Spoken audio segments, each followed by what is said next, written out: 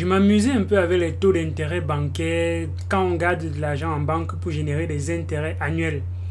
Et je suis tombé sur des résultats qui étaient totalement ridicules. Vous voyez les taux d'intérêt même dans les grandes banques internationales, on est dans les 0,45%, 0,50% pour bien de banques. Donc aujourd'hui, vous voyez que pour certaines banques, il faut déposer jusqu'à 2500 $ et avoir uniquement 0,40% d'intérêt annuel. 10 000 $ minimum et avoir 0,40% de dollars. 10 000 $ et avoir 0,45%. Ça c'est ridicule, comparé à ce que la banque elle-même génère avec l'argent que vous déposez. Parce que quand vous déposez l'argent dans la banque, généralement ils vont trader dans les grandes plateformes et ils vont emprunter aux gens. Et quand vous allez venir prêter l'argent à la banque, les taux d'intérêt sont bien plus élevés que vous qui avez déposé l'argent en banque pour avoir des intérêts. Donc on est jusqu'à 0,55%, 0,56%. Dans certains pays, on va jusqu'à 2-3%. Est-ce que c'est intéressant de déposer l'argent à la banque?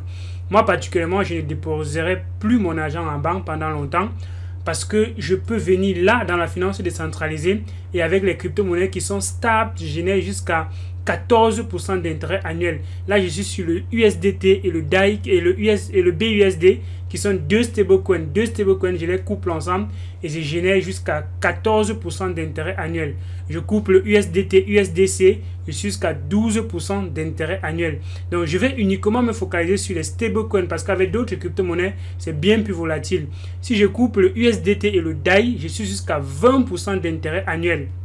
Sur d'autres plateformes, quand je couple le USDT avec, disons quoi ici, quelque part là, le BUSD et le USDT, je suis au minimum à 8%. Le BUSD et le VAI, je suis à 19% qui sont deux stablecoins. Vous voyez que dans la finance décentralisée, les taux d'intérêt sont de loin comparables à ce qu'on peut avoir dans la finance classique.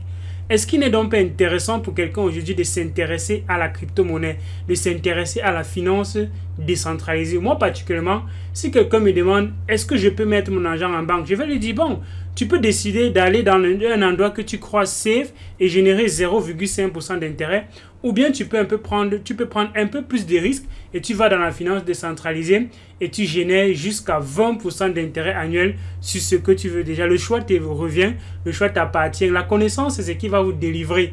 La connaissance même de l'écosystème, de l'univers des crypto-monnaies, c'est ce qui va vous délivrer du joug des banques et bien d'institutions qui ont déjà formaté le cerveau des gens par rapport à quelque chose. Et quand il y a la finance décentralisée qui est en train d'arriver comme ça, c'est en train de challenger les esprits, c'est en train de challenger les gains que les banques avaient aujourd'hui. C'est pour ça qu'on est en train de voir ce par quoi la crypto-monnaie est en train de passer. Parce qu'on peut se demander, mais comment les gens peuvent se permettre de générer jusqu'à 20% alors que même les banques ne se permettent pas de générer autant d'intérêt avec l'argent que vous déposez en banque?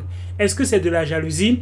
Est-ce que c'est parce qu'ils ne veulent pas que les gens découvrent quelque chose qui va potentiellement leur faire perdre beaucoup d'argent? Vu que si les gens ne déposent plus l'argent en banque, comment est-ce qu'ils vont faire pour pouvoir générer leurs revenus? On se pose bien des questions. Donc, c'est un grand enjeu majeur et c'est pour ça que la crypto-monnaie est en train de passer par une zone de turbulence. Il n'y a même pas match entre 0,52% et 19 jusqu'à 20% avec les stablecoins qu'on peut avoir dans la finance décentralisée. Donc, le choix te revient. Qu'est-ce que tu décides de faire avec ton argent? Ça ne regarde que toi. Elvis n'est pas un conseiller financier, mais je suis convaincu que l'information, c'est ce qu'il vous faudra pour pouvoir vous délivrer d'un certain nombre de choses et de saisir d'autres opportunités parce que l'univers est en train d'enfermer les gens, d'endormir l'esprit des gens et quand on endort ton esprit, c'est que tu es déjà manipulé.